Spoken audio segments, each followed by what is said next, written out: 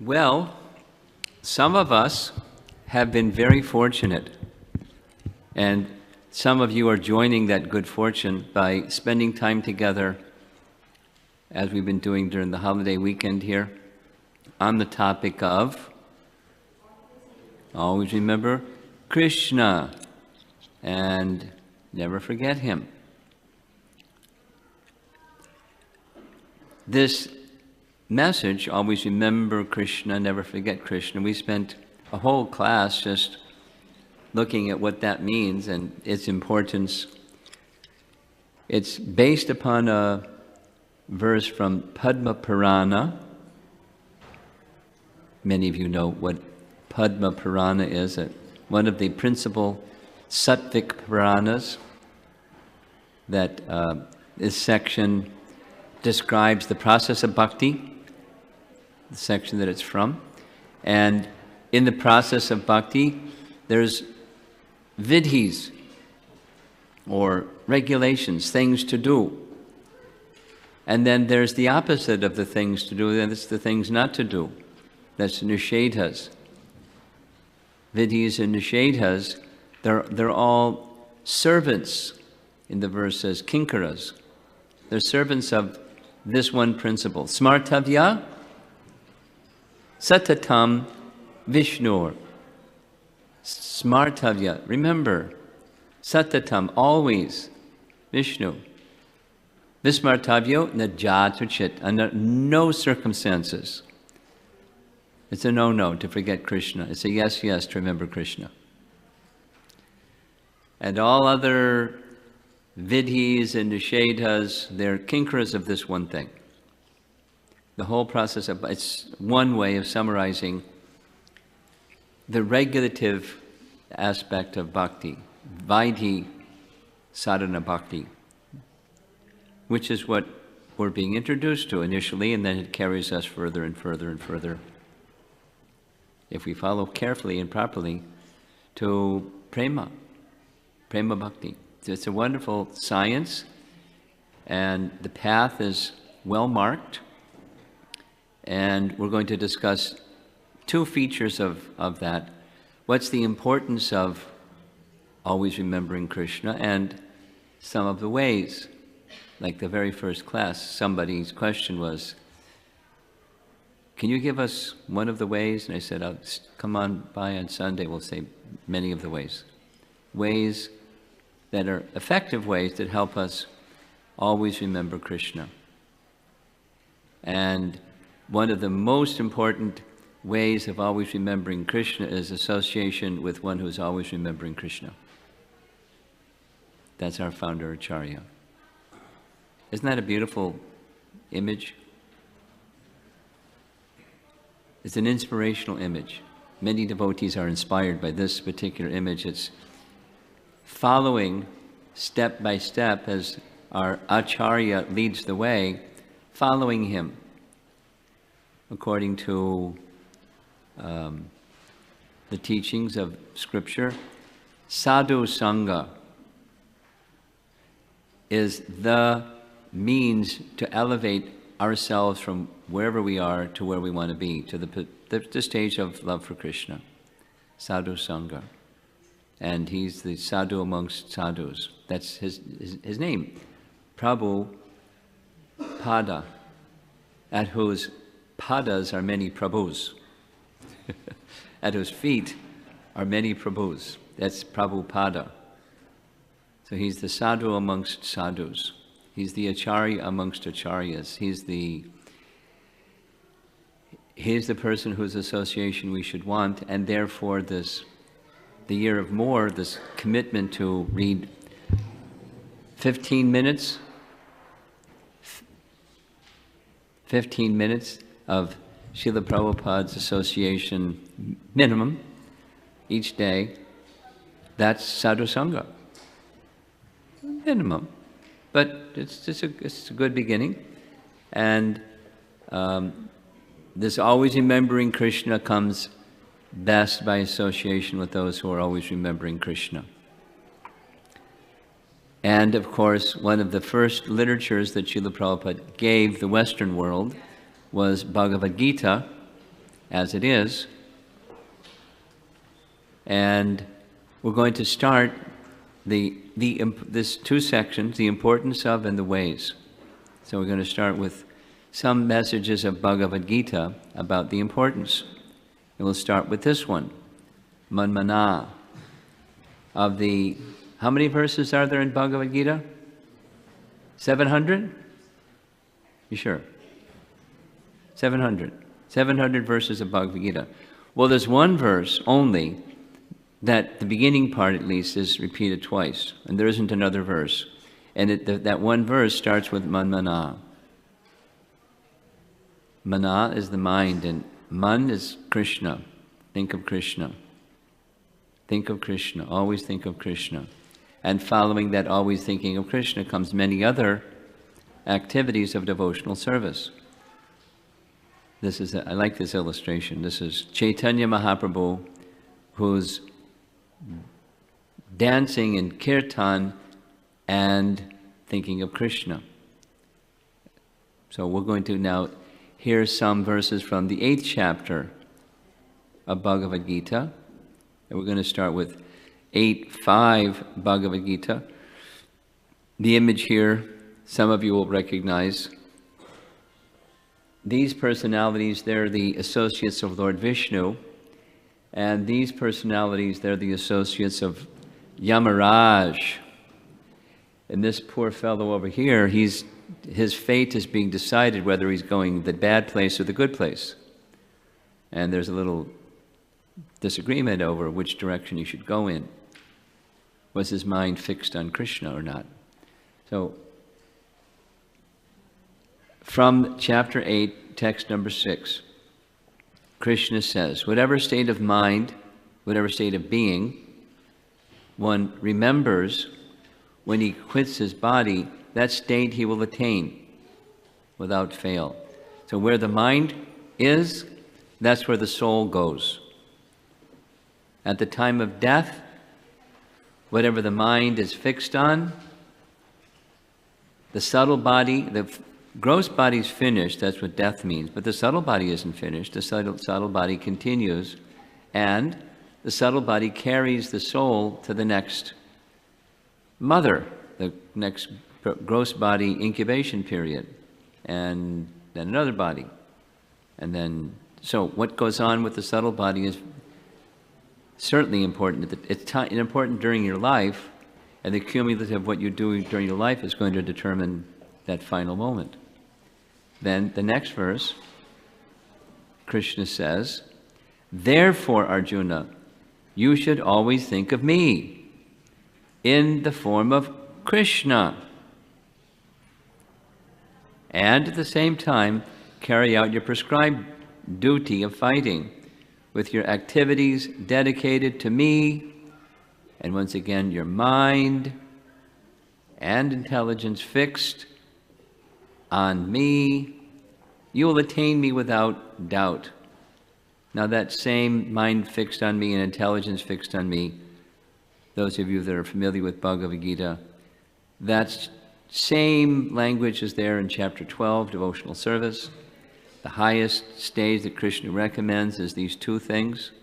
And you do these two things, mind and intelligence, engaged in Krishna's service, mind fixed upon him, you'll attain Krishna. That's the goal. Being in eternal service with Krishna. So we can do that in this lifetime. Even we have a body that's temporary and, it has some problems. It gets old, starts to break down, diseases. We're missing some of our staunch members because they have an illness. It's without the detail. And then death. So there's miseries that go with the body, but even with this unfortunate circumstance, we've got one, a body, we can, with the human form of life, go back to Godhead. And then, Krishna says, he who meditates on the Supreme Personality of Godhead is mind constantly engaged in remembering me. So these are the importances section, undeviated from this path, he is sure to reach me, the goal. That's the importance of where the mind goes. One who, they're skipping one verse, one who at the time of death fixes his life air between the eyebrows, this is the mechanical yoga system, and in full devotion engages himself in remembering the Supreme Lord, will certainly attain to the Supreme Personality of Godhead. It's pretty important. That's what happens if you don't do that. Another birth. And another time around of what we've been through that we're not necessarily so delighted with. There's some nice things and there's some miserable things, and another birth, another prison sentence.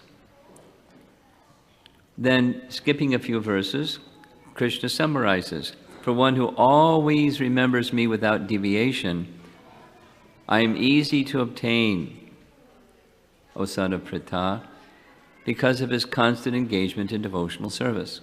So the title of the chapter is Attaining the Supreme. These are the ways to attain the Supreme, or the importance of where the mind goes. So you can attain the Supreme. And another, embedded within this message, is remembering Krishna is a form of service. Because those of you that are familiar with Rupa Goswami's teachings, he says there's 9 stages, and you can mix them, 9 processes of bhakti, or devotional service. It begins with hearing and chanting, which we do a lot of, and remembering, which we should do more of. Because the remembering isn't the kind of memorization like 2 + 2 is 4 and 4 + 4 is 8, and like not the the addition and subtraction and multiplication tables. It's not that kind of memorization. It's awakening of our dormant consciousness kind of remembering. That kind of remembering. Awakening of, oh, that's who I am. That kind of remembering. And oh, that's who I'm part and parcel of. Oh, that's my origin and source of emanation. Oh, that kind of remembering. Like coming out of deep sleep or awakening from amnesia. Oh, that's who I am. That kind. So that's a form of devotional service. And one can do that devotional service, remembering Krishna, while doing anything else. In fact, we're advised in these verses of chapter 8, we're advised, carry out your prescribed duty and always remember Krishna. In the purport, Prabhupada says something very nice. We're going to speak some more just on this one message tomorrow morning. A pure devotee cannot forget the Supreme Lord for a moment, and similarly, the Supreme Lord cannot forget his pure devotee for a moment. Now, he can do anything he wants, but his affection, his nature is he's affectionate, and he reciprocates with the affection that's demonstrated to him. A very simple example. Prabhupada had a way of making things so easy to understand. Supposing there's a mother and father, and they have many children. And they're a loving mother and father, and they love their children. And amongst their many children, one child is particularly affectionate to mother and father. Particularly affectionate to mother and father. So it's natural that loving parents have affection for all their children, and they have a natural affection for that child that's particularly affectionate for them. It's not partiality or favoritism. It's just a natural feeling of reciprocation. It's very easy to understand. Natural. Similarly, Krishna has love for all living entities. He's samaham sarva bhuteshu. He's equal to everyone. And those that are particularly affectionate to him, he feels a particular affection for them. So it's not one-sided. It's not mechanical. It's not a business deal either. It's spiritual. It's relational. You extend your thoughts and feelings to Krishna, Krishna reciprocates in kind, just natural love. Prabhupada explains it in this way. This is from a lecture recorded in one of these little books that our book distributors pass out, Beyond Birth and Death. From the verse, same verse, text 14, Smarati Nityashaha means continuously remembering. And for one who is continuously remembering Krishna, this is on our first topic, the importance of what happens. The Lord becomes tasyaham sulabha.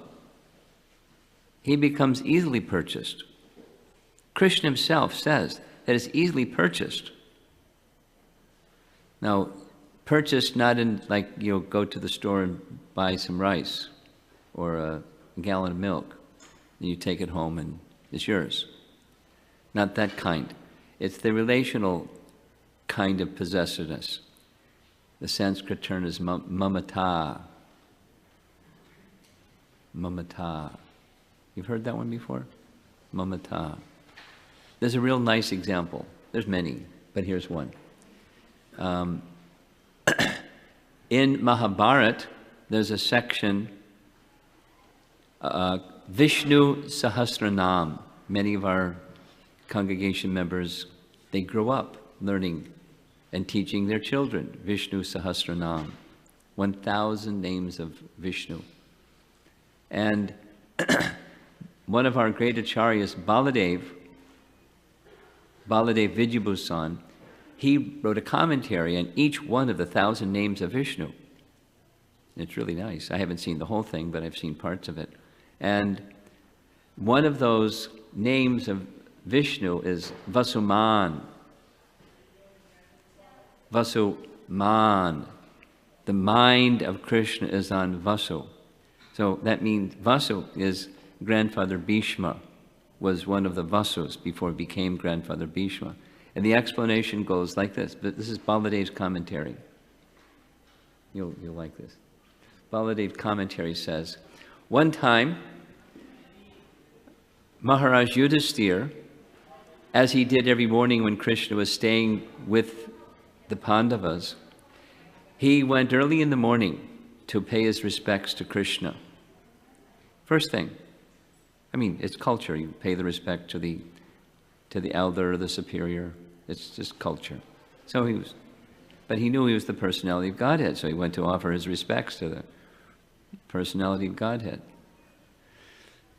Like you might do in your home, you get up in the morning and you take a bath and put on fresh cloth and you go to the temple room and you pay your obeisances before the deity. So he went to pay his obeisances to Krishna, but he saw Krishna was in meditation. So he didn't interrupt his meditation. He patiently waited. And it was a long meditation. And finally, Krishna left that meditation state, and Yudhisthira then paid his obeisances and said, may I ask, is it appropriate? Can I ask, upon what were you meditating? He said, I was meditating on Bhishma. Because Bhishma, when he was leaving his body, even his body was in a pain-ridden condition, so many arrows, he was lying in a bed of arrows, but his mind was fixed on me. And because his mind was fixed on me, my mind is fixed on Bhishma. And thus the meaning of Vasuman. Nice, huh? That's the way of purchasing Krishna, not a commodity, but affection. Now, in life there's sometimes something that disturbs affection and, your tranquility and your stability even.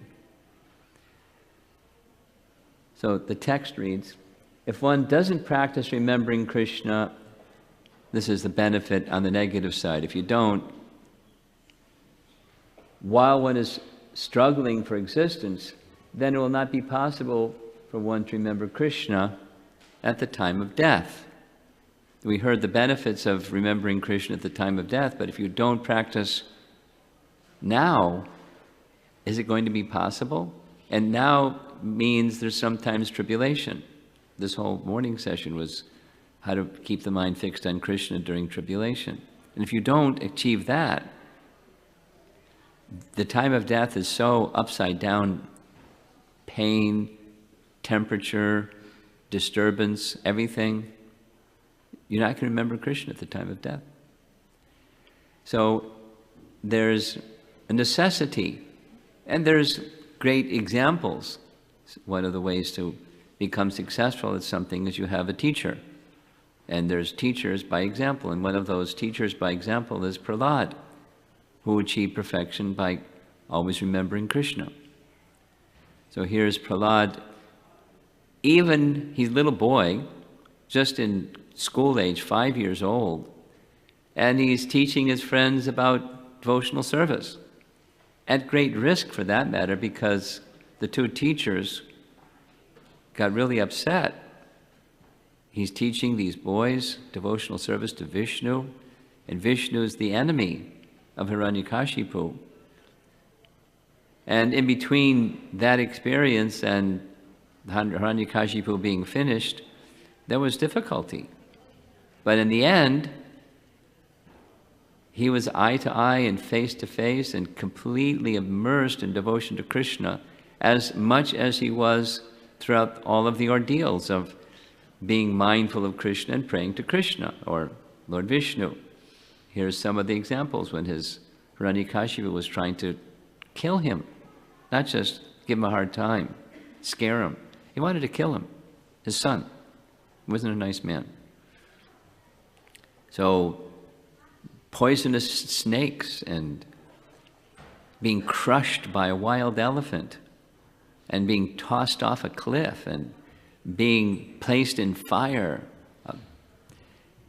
Prahlad was protected in all of these circumstances and didn't forget Krishna and stayed always in this prayerful mood. That was just his nature,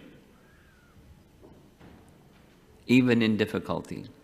And on the other side of difficulty, when it was nice again, he didn't forget Krishna. Oh, thanks a lot. See you later, Krishna. It's been nice having you protect me, and now everything's fine, so see you later. No. Absorbed. Completely absorbed. Another nice example, actually it happened twice in two extreme cases, was Draupadi, when in the image shown here, for those that you're not familiar, this is Draupadi in the royal assembly where Dushasana was attempting to strip her naked in front of everybody. I mean, to do it, period, what to speak of in a public assembly. And the Pandavas, over there on the right, lower side, they were helpless because they had lost in a loaded dice gambling match. And pointing his finger, that's Duryodhana, who was instructing Dushasana, do it. Disgrace Draupadi in the public assembly. And Prabhupada's comment, she simply got up her arms and prayed, Krishna, if you like, you can save. So Krishna saved. He appeared and provided unlimited sari, so much sari that Dushasana got exhausted. He couldn't continue his dirty deed anymore. He gave up because Krishna protected Draupadi. Even in difficulty, her mind went to Krishna. Then another episode happened later, again, Duryodhana's arrangement, where Durvasa Muni went to visit the Pandavas when they were in exile with his 60,000 followers at a time of day that was evening, when Draupadi's magic pot, her Akshaya Patra, was empty. It's a detail, nice Mahabharata detail, which we don't have time for. She was given a very special pot that could produce unlimited amounts of anything she prepared until she took. And after she took, the pot took the day off. No more producing anything. So after she had eaten, Durvasa Muni came, saying, I'm here with my 60,000 soldiers and we're really hungry. Can you provide something for us? And Durvasa Muni, he is a partial incarnation of Lord Shiva. And Lord Shiva's, another name of Lord Shiva is Ashutosh. And he's easily pleased. And he's easily angered. And when he gets angered, watch out. So Draupadi said, sure.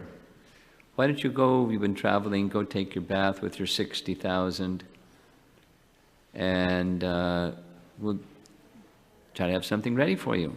And she was in big anxiety because she had already taken her meal. So what did she do? Krishna! Krishna came. Draupadi, what's the problem? Durvasa Muni and his 60,000 followers, and how?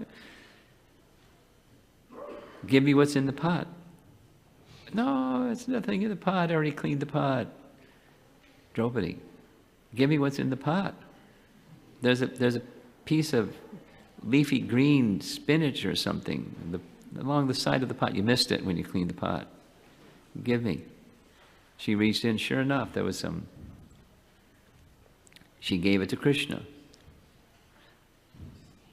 Krishna accepted.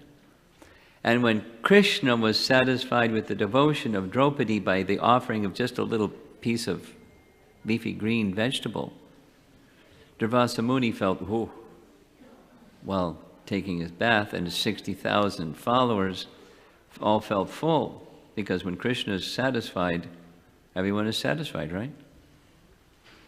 When you put water on the root of a tree, water goes to all the parts of the tree. When Krishna is satisfied, everyone is satisfied. So Durvasa Muni didn't even go back.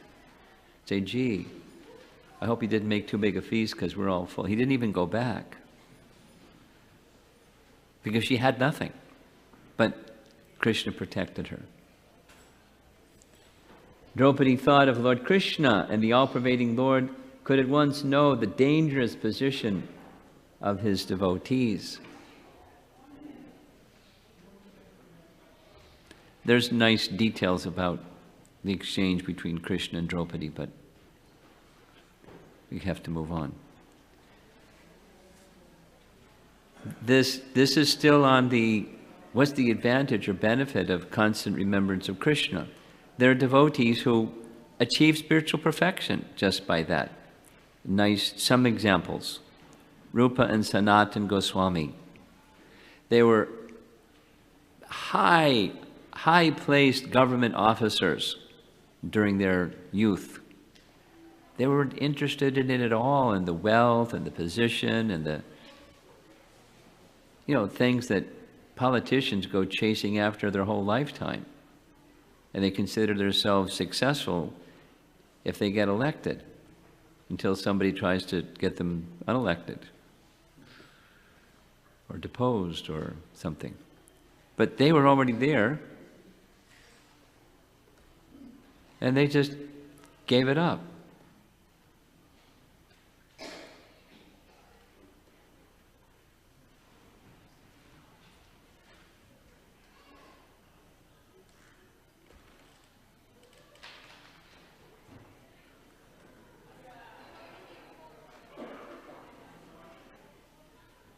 Interesting.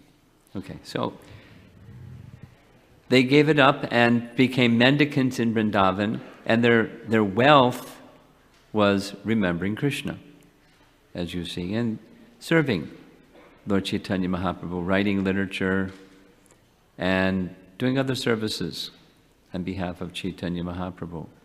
Haridas Thakur was constantly engaged in chanting, and from that chanting always remembering Krishna. A very famous saint in Vrindavan, lived for a long time, Bilvamangala Thakur. He became blind, but his life was a life of devotion to Krishna, and although he was blind, Krishna would come and sit and listen to him singing songs about Krishna because he was so attracted by his devotion. And of course, our founder Acharya, Srila Prabhupada. The painting of Prabhupada in the Jaladuta crossing the ocean, and Krishna came to protect him, rescued him, because he was in great difficulty, having a heart attack. So these are benefits or advantages or reasons for remembering. Now, there are some ways that can help us remember Krishna. Now we'll start. I'll try to do this quickly. But it's nice. Ways to remember Krishna. Always. There's a text from Narada Bhakti Sutra that says a summary of what I began with, the Smartavyasa Tatam Vishnur.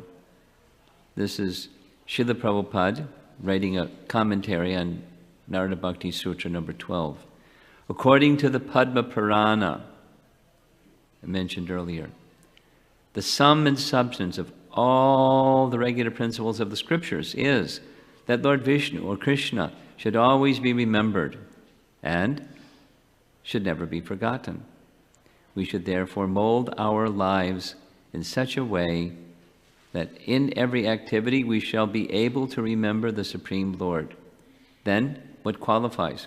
Any activity that reminds one of the Supreme Lord is a regular principle in devotional service, and any activity that makes one forget the Supreme Lord is a forbidden activity for a devotee. That's the principle. And applying the principle, here's one of the first instructions, first verses in the whole of Srimad Bhagavatam, where Shukadeva Goswami is instructing the king, Maharaj Parikshit. Tasmat Bharata Sarvatma Bhagavan Ishvaro Hari Shrotavya Kirtitavyascha Smartavyash Chechatabhayam. So, Parikshit Maharaj, descendant of King Bharata, one who desires to be free from all miseries. Would you like to be free from miseries? Or you like the miseries? We like to become free from misery. So one who is in that position, that's all of us, must hear about, glorify, and always remember. So the remembrance is a byproduct of hearing and chanting. We're in a stage of forgetfulness in Maya. And to restore remembrance, the hearing and chanting is there, just as we've been doing. Wonderful kirtan. Wonderful kirtan for several hours here in the temple room. If you were just hearing the kirtan, it helps remembrance. It cleanses the heart and brings that not the memorization kind of remembrance, but the awakening of our dormant Krishna consciousness kind of remembrance, that kind.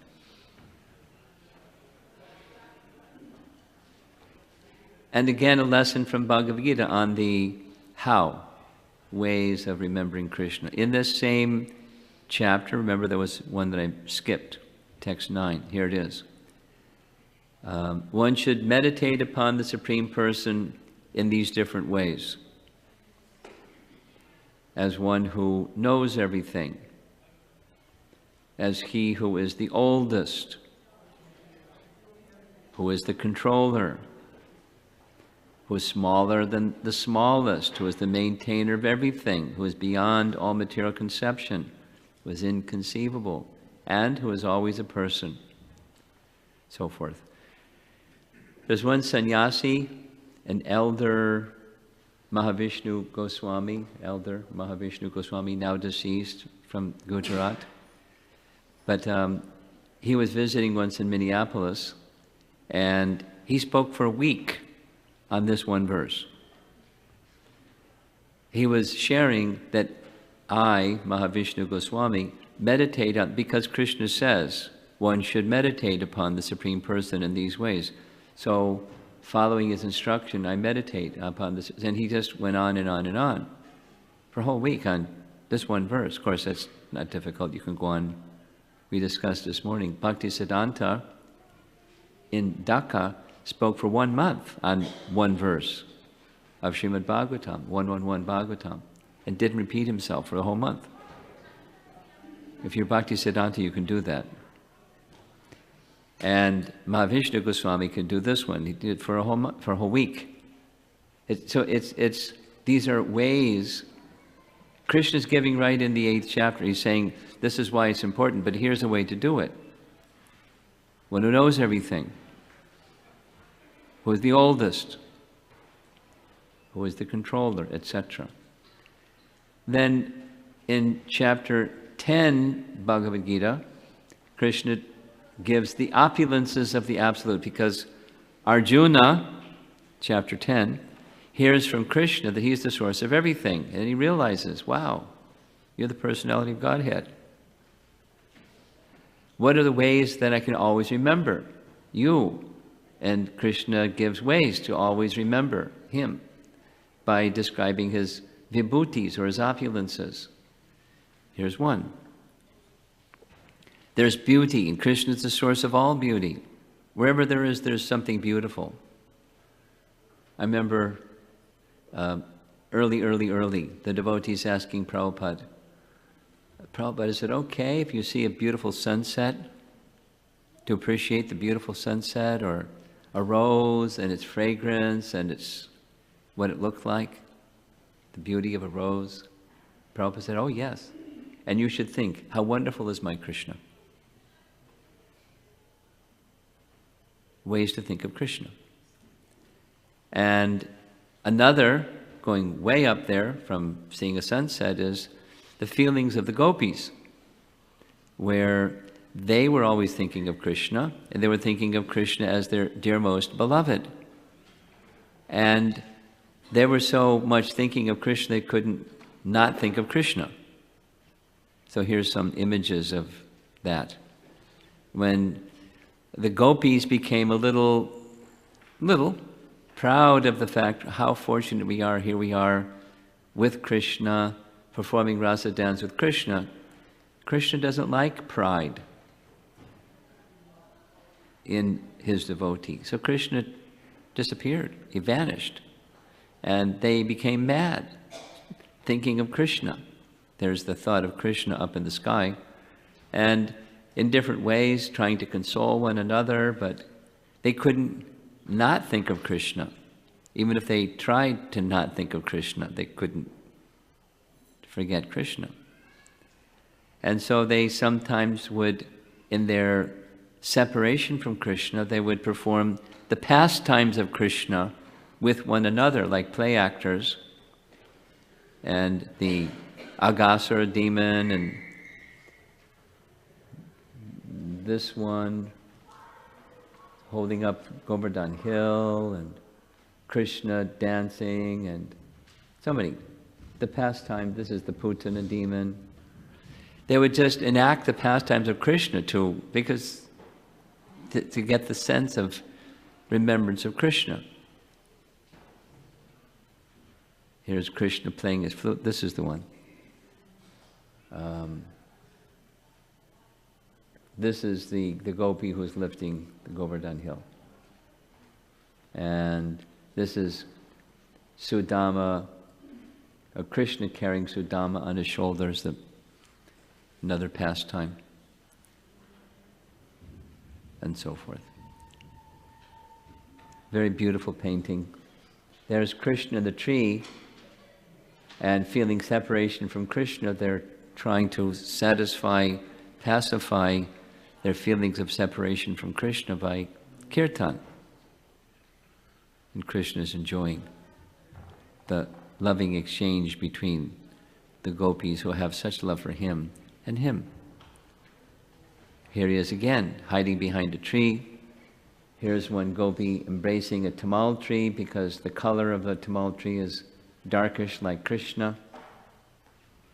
And in different ways, remembering Krishna in their deep feelings of love. And then intensified is this feeling of separation, as we see in this nice painting. And it's not just the gopis. All the residents of Vrindavan had such affection for Krishna. They were always thinking of Krishna when he was gone to the forest. The very beautiful narration in Brihat Bhagavatamrita when Krishna is returning from the forest. And everyone goes rushing to the edge of the forest to greet Krishna. You see the long line heading back all the way to Nandagram, headed by Nanda and Jasoda, eager to greet Krishna and receive Krishna, and Krishna's arms outstretched, eager to receive them. Those are ways of remembering Krishna. Simply having Vaishnava attire, Vaishnava dress. It reminds us and reminds others of Krishna. I can say this from practical experience because every now and then I got in an airplane, and when I travel, sometimes people ask, and many times it's not, they don't ask, but there's a visual, you can see that they're thinking, they may not know who we are, what we are, but they respond. They think of God. And sometimes they'll ask, are you a Buddhist monk? I say, no, I'm a Krishna monk. They go, oh, what's that? Not so, I was in Orlando, Florida, just quick. I was going through the TSA check, and one of the fellows at the TSA, X-ray machine, I was passing by, he was one jolly fellow saying something to everybody, and he went like this and said, Haribo! And then, they have a system in Orlando that you have to get in a train that goes to whichever the terminal is, so it was Terminal C, and the fellow pushing somebody in a wheelchair said, are you a Romapada Swami? Yeah, how'd you know? He said, I used to live in New York and used to go to the Brooklyn Temple, and we used to go on Harinam together, and you probably don't remember me because I was just a small kid then, and now I live here in Orlando. And then I got on the plane, and the stewardess, after doing all of her announcements and the fasten your seatbelt and all that stuff, I was seated in an emergency row right in the front, and she said, are you a Hare Krishna person? And I said, yeah. She said, have you been to Echo Village? I said, the rural community that's outside of Mumbai. She said, yes, Govardhan Echo Village. Have you been to Govardhan Echo Village? I said, yes, I've been there several times. She said, I went there. I spent 2 weeks at Govardhan Echo Village.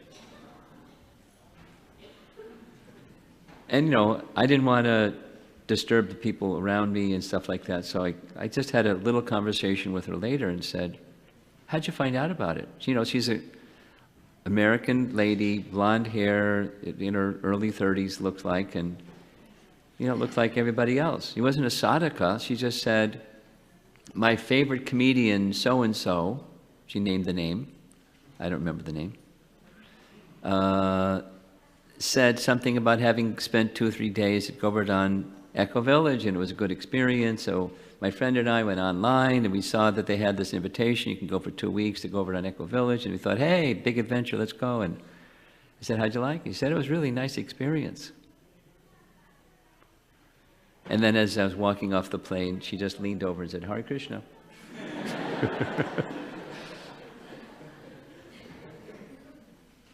So Vaishnava attire has its benefit of reminding people of Krishna.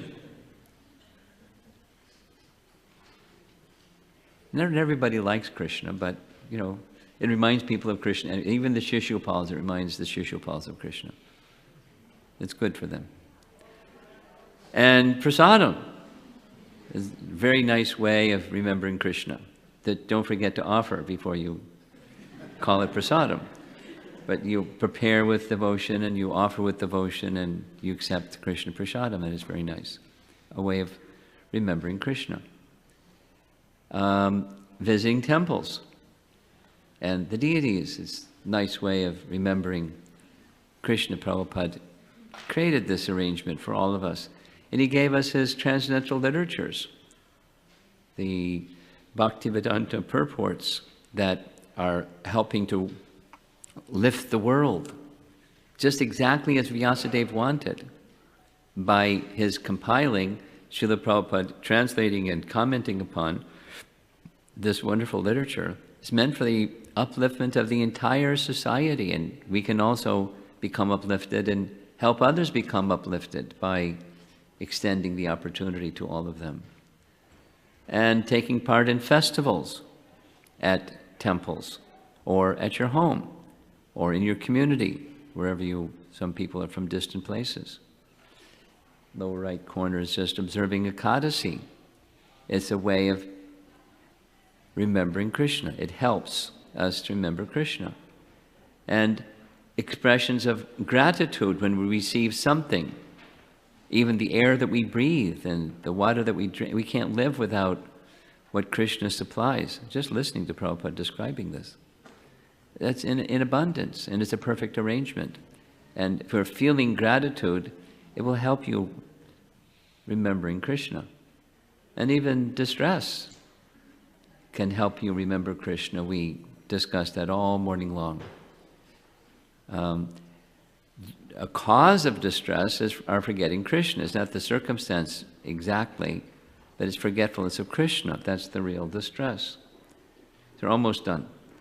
We have to speak something about kirtan. So again, reference to Bhagavad Gita.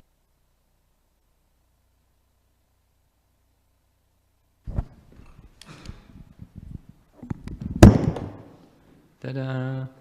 So,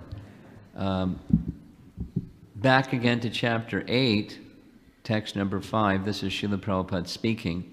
Remembrance of Krishna is not possible for the impure soul who has not practiced Krishna consciousness in devotional service. Therefore, one should practice Krishna consciousness from the very beginning of life. If one wants to achieve success at the end of his life, the process of remembering Krishna is essential. Therefore, one should constantly, incessantly chant the Maha Mantra.